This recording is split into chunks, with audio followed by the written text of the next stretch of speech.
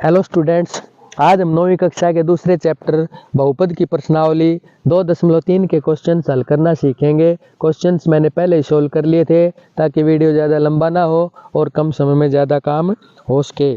तो आइए शुरू करते हैं। इसका पहला क्वेश्चन दे रखा है, बताइए कि निम्नलिखित बहुपदों में से किस बहुपद का गुणनखंड x जमा 1 है। तो ये जो बहुपद दे रखा है हम इसको px मान लेते हैं, यानी px बराबर x की 3 जमा x की 2 जमा x जमा 1।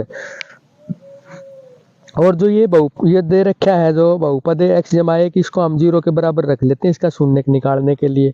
तो ये आ जाता है हमारे पास में x का मान आ जाता है घटाकर 1। अब जो ये बहुपद है इसमें जहां भी x दिखाई दे रहा है वहां पे हम x का मान घटाकर 1 रख देते हैं।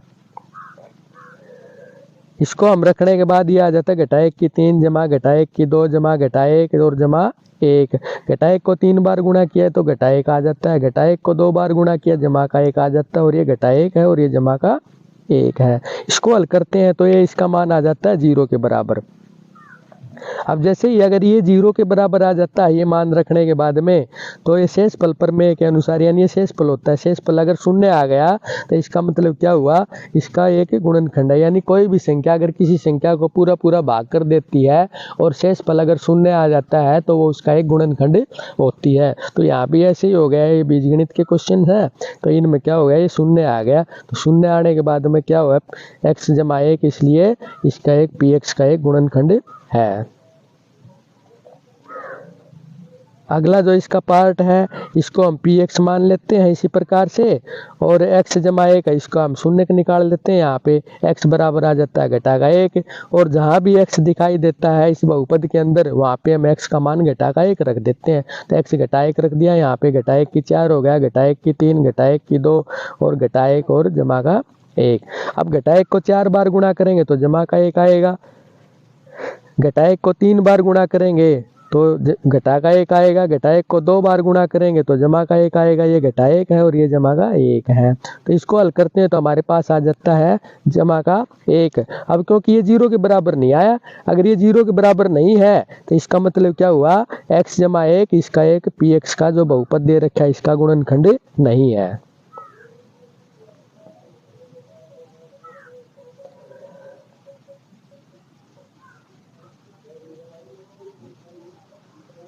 अब जो इसका अगला क्वेश्चन है, बहुपद दे रखा है इसको हम px के बराबर मान लेते हैं, उसी प्रकार इसका हम शून्य निकाल लेते हैं। तो ऐसे शून्य का आ जाता है इसका घटाकर 1। अब जहाँ भी x दिखाई देता है वहाँ पे x का मान हम घटाकर 1 रख देते हैं। तो ये घटा 1 की 4 हो जाता है, 3 इंटू घटा 1 की 3, 3 इंटू घटा 1 की 2, घटा 1 और जमा का 1। अब इसको जब हम हल करेंगे, तो घटा 1 को 4 बार गुणा करेंगे तो ये क्या हो जाएगा, जमा का 1 आ जाएगा। घटा 1 को 3 बार गुणा करेंगे घटा का 1 आ जाएगा। घटा 1 और 3 की गुणा होगी तो घटा का 3 हो जाता है। घटा 1 को 2 बार गुणा करेंगे जमा का 1 आ जाता है, 3 के साथ गुणा हो गए जमा का 3 हो जाता है, और घटा का 1 और जमा का 1। इसको हल करते हैं तो ये आ जाता है, जमा की संख्याएं हो जाती है 1 और 3 4 और 1 5 और 3 और 1 4, घटा की हो जाती है, यानी 1 आ जाता है इसका मान। अब ये 0 के बराबर नहीं आया, अब क्योंकि 0 के बराबर ये नहीं है, क्योंकि जो इसका जो शेषफल है शून्य नहीं आया, 0 के बराबर नहीं है, p घटा 1 बराबर 0 के नहीं आया, तो इसका मतलब क्या हुआ, x जमा 1 px का गुणनखंड नहीं है। इसका जो अगला पार्ट है उसको भी हम px के बराबर मान लेते हैं और इसका यहाँ पे शून्य निकाल लेते हैं। शून्य का आ जाता है घटा का 1, और जहां भी x दिखाई देता है वहां पे x का मान घटा का 1 रख देते हैं हम। ये घटाए का 1 रखने के बाद हमारे पास आ जाता है घटा 1 की 3, घटा इंटू में घटा 1 की 2, घटा 2 जमा वर्गमूल 2 इंटू x का मान है जो ये घटा का 1 हो गया, और जमा वर्गमूल 2। अब घटा 1 की 3 करेंगे, यानी घटा 1 को 3 बार गुणा किया तो घटा का 1 आ जाएगा। घटा 1 को 2 बार गुणा करेंगे तो जमा का 1 आ जाएगा। एक घटा का निशान बाहर है तो ये भी घटा का हो जाता है, और घटा 1 और यहाँ पे घटा का निशान है तो 2 घटा के निशान हो गए, दोनों पद जमा के हो जाते हैं यहाँ पे, और जमा वर्गमूल 2। इसको हल करते हैं तो हमारे पास आ जाता है घटा 2 और जमा 2 ये कैंसिल हो जाते हैं, तो 2 वर्गमूल 2 आ गया। अब क्योंकि यहाँ पे शेषफल 0 नहीं है, यानी p घटा 1 0 के बराबर नहीं आया, इसका मतलब क्या हुआ, x जमा 1 जो बहुपद दे रखा है ये बहुपद है जो इस बहुपद का गुणनखंड नहीं है।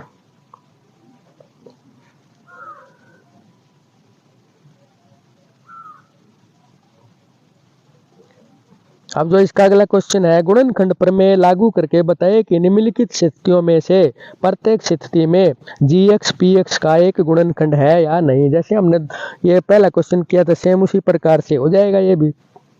ये px दे दिया, ये gx दे दिया, इसका हम gx का शून्य निकाल लेते हैं, ये घटा का 1 आ जाता है। और जहाँ भी px है जो इसमें हमें जहाँ भी x दिखाई देता है वहाँ पे x का मान घटा का 1 रख देते हैं ये इस बहुपद के अंदर। ये रखने के बाद में आ जाता हमारा घटा का 1 की को 3 बार गुणा करेंगे तो घटा का 1 आएगा, 2 के साथ गुणा हो गया, घटा का 2 हो जाता है। घटा 1 को 2 बार गुणा किया तो ये जमा का 1 हो जाता है।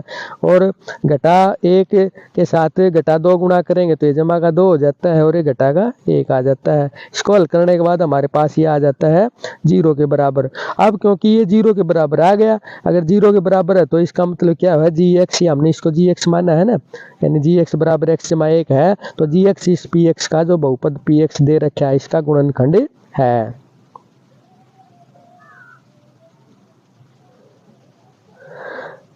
अगला ही जो इसका पार्ट है px है और gx है, तो gx को हम यहाँ पे शून्य के निकाल लेते हैं, इसको 0 के बराबर रख के, तो x बराबर आ जाता है घटा का 2।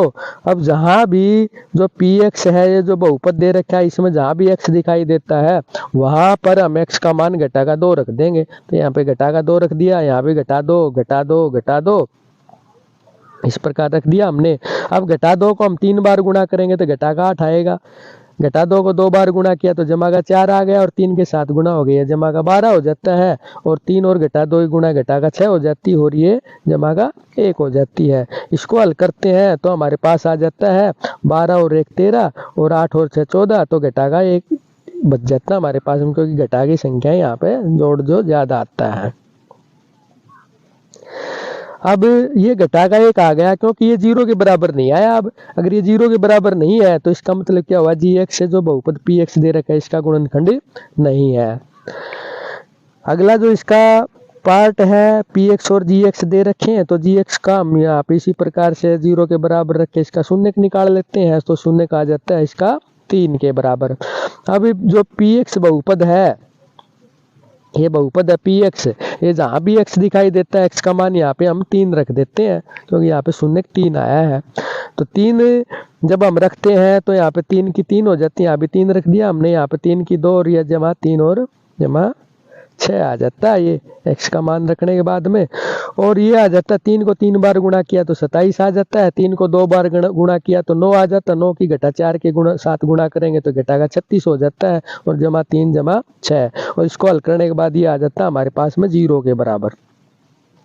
अब क्योंकि p3 बराबर 0 आ गया, यानी p3 मतलब 3 रखने के बाद में, तो इसका अगर जैसे 0 आया तो gx से क्या हो गया, px का गुणनखंड है।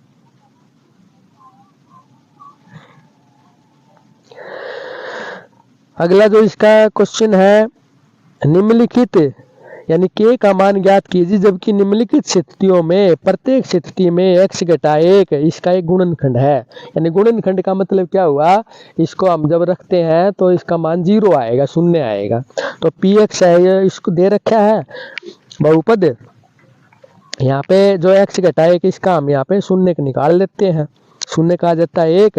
अब क्योंकि x घटा 1 जो ये दे रखा है x घटा 1 इस px का गुणनखंड है, यानी x घटा 1 px जो बहुपद दे रखा है इसका गुणनखंड है। अगर गुणनखंड है तो 1 रखने के बाद इसका जो 0 के बराबर आएगा, यानी शेषफल 0 के बराबर आएगा ये 1 रखने के बाद में, तो हम यहाँ पे 1 रख देते हैं। और 1 रखने के बाद इसको यानी x जो बहुपद दे रखा है px, इसमें जहाँ भी x दिखाई देता है वहाँ पे हम 1 रख देते हैं, 1 की 2 जमा 1 जमा k, और ये 0 के बराबर रख देते हैं क्योंकि इसका एक गुणनखंड है।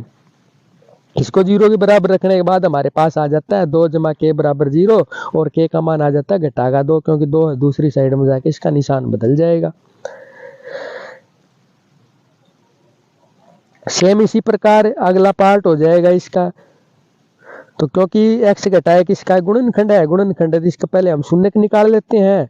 अगर इसका गुणनखंड है तो इसका शेषफल 0 के बराबर आएगा। तो जहाँ भी x दिखाई देता है यहाँ पे हम इसका x का मान 1 रख देते हैं। यहाँ भी 1 रख दिया, यहाँ भी 1, यहाँ भी 1 रख देते हैं। तो इसको रखने के बाद में हमारे पास आ जाते हैं 0 के बराबर रख देते हैं, क्योंकि गुणनखंड है तो ये 0 के बराबर होगा। अब इसको हल करते हैं तो 1 को 2 बार गुणा करेंगे 1 आएगा, ये 2 के साथ गुणा हो गया 2 हो जाता है, और k गुणा 1 k हो जाता है, जमा वर्गमूल 2 बराबर 0। अब हम यहाँ पे k का मान निकालेंगे। k का मान क्या हो जाएगा, 2 है जो दूसरी साइड में जाके इसका निशान बदल गया, घटा का 2 हो जाता है। वर्गमूल 2 है, इसका निशान दूसरी साइड में जाके बदल गया, ये भी घटा का 2 वर्गमूल 2 हो जाता है। और घटा जो इसमें से कॉमन लेते हैं हम, तो k का मान आ जाता है घटा इंटू 2 जमा वर्गमूल 2। इसी प्रकार इसका अगला पार्ट है, px बहुपद दे रखा है तो x घटाए के बराबर 0 रख लेते हैं, हमें x का मान निकाल देते हैं यहाँ पे शून्य के। अब क्योंकि ये गुणनखंड है तो ये शेषफल बराबर 0 होगा, p1 बराबर 0। अब यहाँ पे k जहाँ भी x दिखाई दे रहा है, k का मान निकालने के लिए हम x का मान रख देते हैं यहाँ पे। तो x का मान रख दिया हमने यहाँ पे और बराबर 0। 1 के साथ गुणा हो गया k आ जाता है, और 1 के साथ गुणा हो गया घटा का वर्गमूल 2 हो जाता है, और जमा 1 बराबर 0। और जब हम इन दोनों को दूसरी साइड में लेके जाते हैं तो वर्गमूल 2 तो जमा का हो जाएगा दूसरी साइड में जाके, और 1 जाके घटा का हो जाता है। तो k का मान आ जाता है हमारे पास में वर्गमूल 2 घटा 1। अब जो इसका अगला पार्ट है, px बराबर kx की 2 घटा 3x जमा k, ये बहुपद दे रखा है, और x घटा 1 है जो इसका गुणनखंड दे रखा है। तो x घटा 1 को हम 0 के बराबर रख लेते हैं यहाँ पे शून्य निकालने के लिए, तो x का मान आ जाता है 1। अब क्योंकि x घटा 1 इसका px का गुणनखंड है तो यहाँ पे बराबर 0 होगा 1 रखने के बाद में, तो p1 बराबर 0। अब जहाँ भी इस बहुपद के अंदर x दिखाई दे रहा है वहाँ पे हम x का मान 1 रख लेते हैं। तो k इंटू 1 की 2 घटा 3 इंटू 1 और जमा k बराबर 0। इसको जब हम आगे हल करते हैं तो k घटा 3 और जमा k बराबर 0 आ जाता है, क्योंकि घटा 3 1 के साथ गुणा हो गया घटा 3 हो जाता है। और उसके बाद हमारे पास आ जाता है 2k घटा 3 बराबर 0, और घटा 3 है जो दूसरी यानी 1 k और k जुड़ के 2k बन जाता है, और घटा 3 दूसरी साइड में जाके इसका निशान बदल जाता है, और जो गुणा वाली संख्या दूसरी साइड में जाके भाग में आ जाती है। तो k का मान आ जाता है हमारे पास में 3/2।